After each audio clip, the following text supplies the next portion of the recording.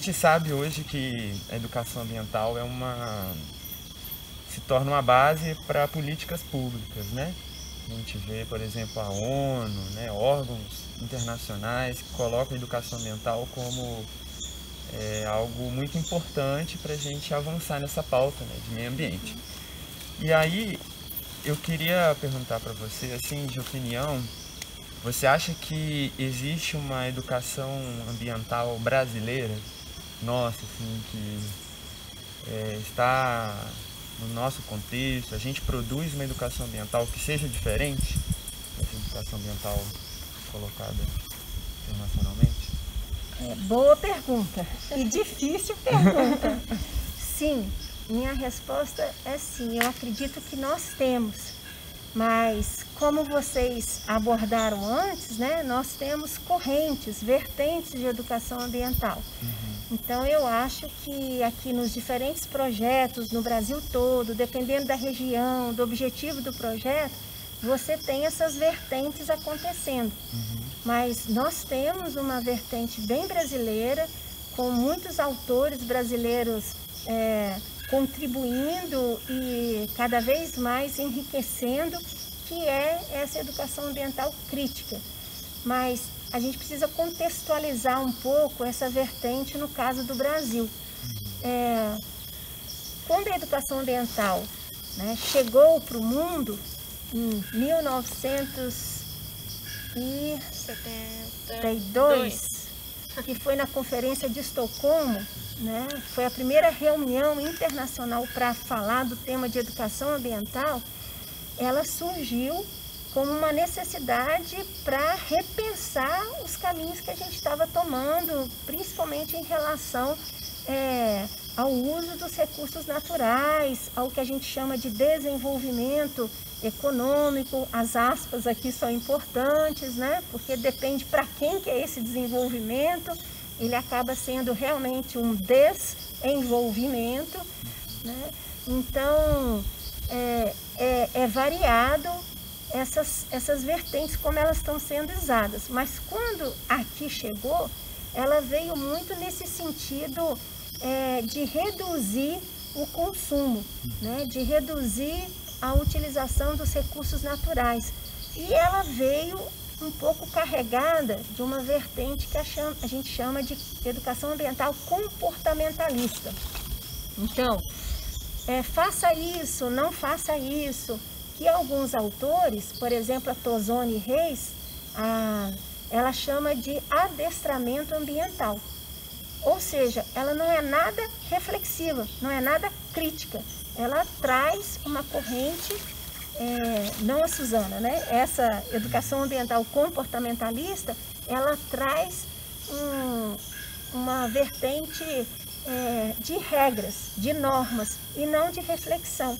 E, infelizmente, as escolas da educação básica, no geral, adotaram, de muita boa vontade, mas adotaram, na sua maioria, essa vertente de uma educação ambiental mais comportamentalista, que é um problema, porque você, ao invés de trabalhar, por exemplo, as crianças aprenderam que a latinha se joga no coletor amarelo da coleta seletiva, mas muitas vezes as crianças não aprenderam qual é a matéria-prima que se faz o alumínio, de onde vem o alumínio, quem está à frente usando esse recurso, quem são as pessoas que estão lá trabalhando, quem está ganhando com isso. Por exemplo, a gente sabe hoje que o resíduo que mais vale é o alumínio. E você vê muitas famílias catadoras de resíduos sólidos vivendo da coleta, principalmente da latinha. Por quê? Porque a latinha ela é 100% reciclável. Então ela tem um valor muito grande. Você não precisa voltar a coletar novamente a bauxita que vai dar origem ao alumínio. Então ela tem um valor. Então você percebe que há toda uma lógica mercadológica por trás disso, né? Ao invés da gente pensar, né, que isso é importante, mas a gente tem que pensar na fonte, né? E em todo o processo dessa cadeia produtiva. Então, no início a gente teve muito essa educação ambiental comportamentalista e uma outra educação ambiental que a gente também precisa tomar cuidado, que traz muita informação. Então, e que também ela surgiu muito nas escolas, né? Então você pede para os alunos pesquisar sobre tal coisa, mudanças climáticas. O que vai acontecer daqui 5 anos? O que está acontecendo na região? A temperatura vai aumentar quantos graus? Então você aprofunda muito na pesquisa relacionada a informações e geralmente esse acúmulo de informações, que é importante, não estou negando a importância das informações, do conhecimento, só que só isso paralisa. Por exemplo, eu mesma, quando era pré-adolescente, tive uma experiência muito marcante. Eu tinha 12 anos e nessa ocasião falavam que ia ter o derretimento das capotas, das geleiras. Calotas polares. Calotas, obrigada. Ainda bem que os geógrafos estão aqui. E que isso ia causar inundação, submersão de continente. E eu acreditei piamente nisso. Tinha 12 anos. E morava aqui em Viçosa. Naquela época a gente tinha férias de 3 meses, né? Eu estava aí na 6ª série, que hoje a gente chamaria de 7º ano. E eu tive tanto medo, porque chovia demais aqui em Viçosa.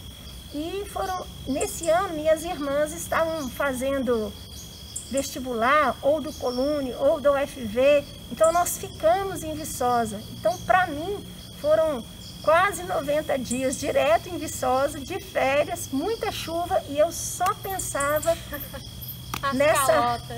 nessas calotas.